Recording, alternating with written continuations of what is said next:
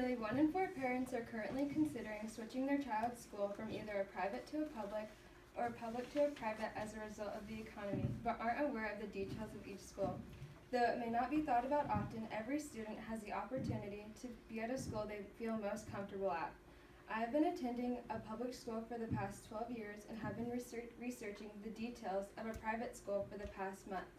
I know from my audience analysis that all of you are attending school right now, whether it be HCC or you're just taking an online college class while you're still in high school.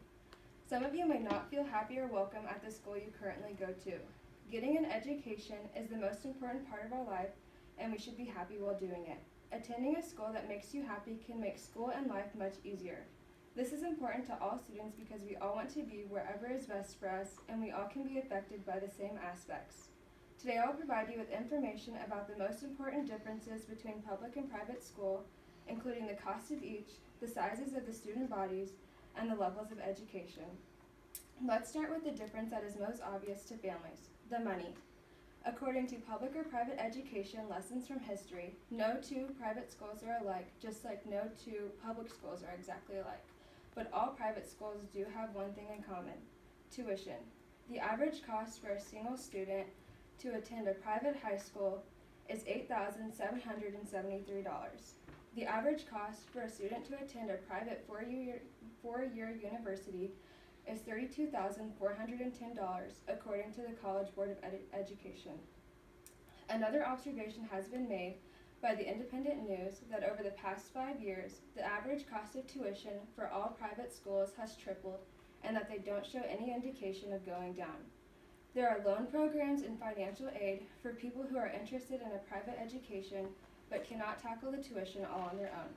The tuition isn't the same for every private school. Some are lower than the average and some are significantly higher than the average. Now that I have discussed the money aspect, let's move on to the student body size.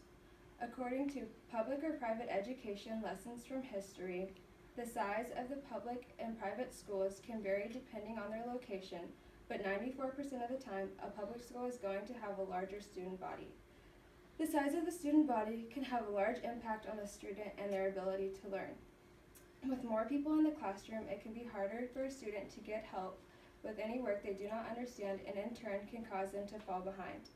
Bigger classroom size can also have positive effects as well as negative. What Do We Know About School Effectiveness has stated that in big classrooms can cause students to be more competitive and in turn make them work harder.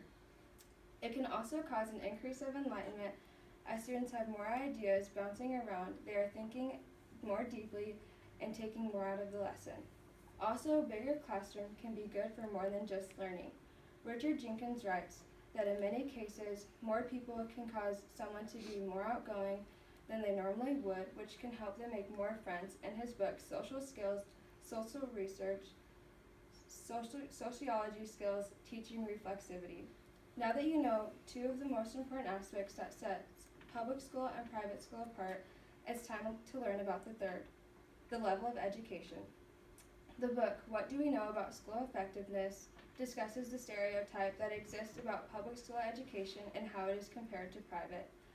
A public school education tends to be held at a lower standard than a private school's. This fact is often a reason why people will choose a private education over a public one. They have the idea in their head that a public school will not be able to offer them everything a private school can. A private school will often be more appealing to families or students because of the education stigmas that exist in public schools. The authors Christopher Lubienski, Coriana Crane, and Sarah Thiel list some of these stigmas in their published journal, as being public school students are not as smart or that teachers at public schools don't push their students. Private schools are also often perform better on mandatory standardized tests compared to students in a public school. According to the book written by Richard James Aldridge, a private school as a whole will outtest a public school in 11 of the 12 cases.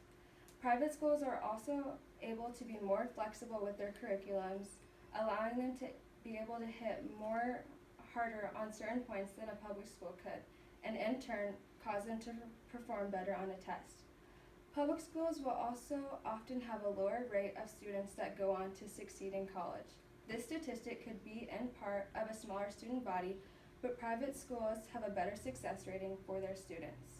Knowing this, families and students will choose to go to a private school rather than a public because this fact makes them feel better about the money they're spending for an excellent education rather than spending no money for an average education.